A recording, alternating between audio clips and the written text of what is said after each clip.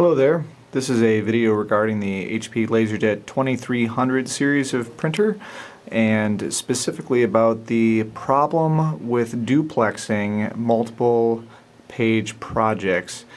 Specifically, this is a rather interesting issue because it involves the magnetic solenoids that are inside the printer and a issue with the adhesive that holds the noise-reducing bumpers in place here.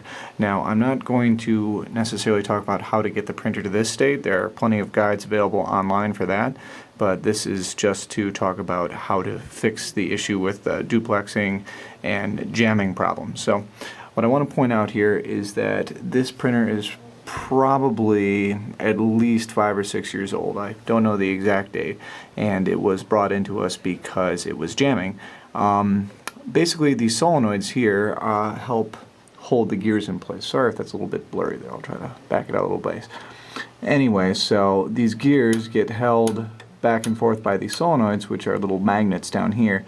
Now, originally, when HP sells these, there's a little tiny bumper that basically prevents that noise there. But over the years, that bumper gets worn down, and then all that's left stuck on the metal is just the adhesive that originally held the bumper in place. And you can already probably tell where I'm going with this.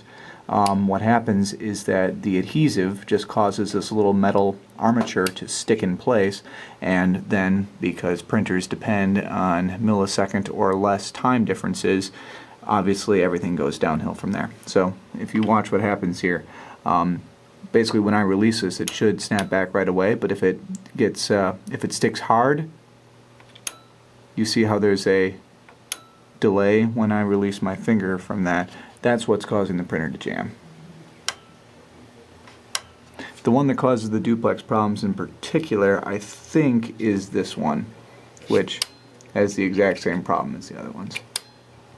So, we have to remove those solenoids. Once you have the solenoid removed, just one screw down there should do it. What you can do is remove the spring from the solenoid that holds the armature in place. And yeah, just to try to turn this into the light here, you can already see that there's all kinds of black gunk caked on the top and bottom there. That's the remainder of the bumper. So here's a bumper right there. And there might have been a little bit of one up there at the top as well. So here and here, we need to just get all of that stuff just rubbed completely off.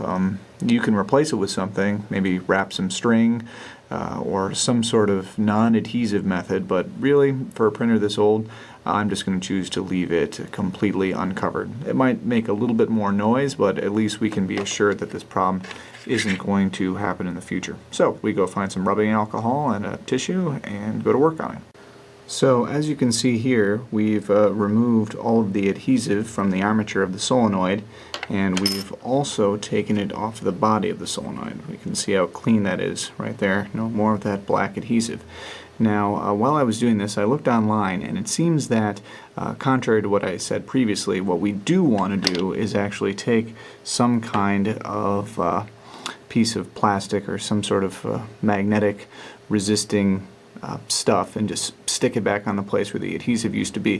The reason for that is that a lot of times people just clean that off like I was planning on doing, and they don't replace it, and then there's a problem with residual magnetism from the solenoid. So it fires, it causes the metal to still be slightly magnetic, and then you have the same jamming and timing issues because, once again, all it takes is a microsecond of delay and then the printer will jam.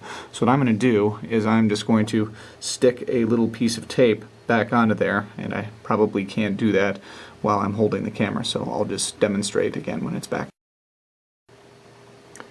Now, as you can see, that's what it looks like with my little gray piece of electrical tape stuck on there.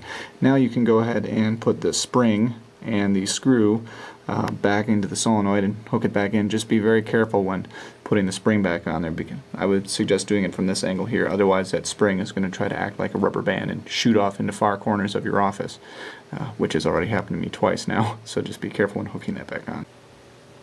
Now, even though it doesn't have to be done, I've also removed the tray 1 and tray 2 solenoids as well to prepare to clean them. Yeah, you can see how much crud is on there. Try to zoom in a little bit.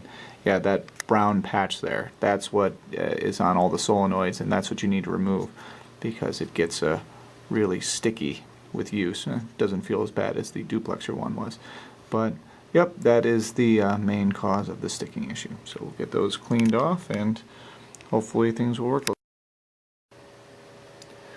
Once you've taken care of the other two solenoids for tray 1 and tray 2, right before you put it back on, go on and give it a try. You should be able to press on the armature really hard and still not have it stick at all. So that should mean that, of course, the adhesive, thanks to the little electrical tape I put on there, it's not going to pose a problem, and we're not going to have any issues with residual magnetism either.